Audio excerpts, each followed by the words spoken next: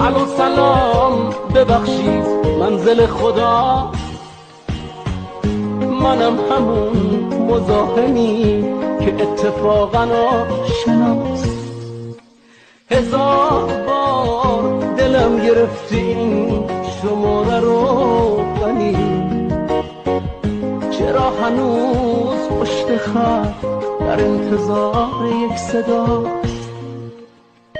شما که گفتید واجبه جواب سلام هر کسی، چی شد به ما رسید باز حساب بنده ها جدا؟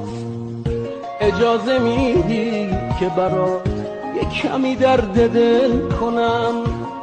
آخه شنیدم که فقط اسم تو مرهم و شفاست، حتی اگه چیزی نگی کلی دلم سبک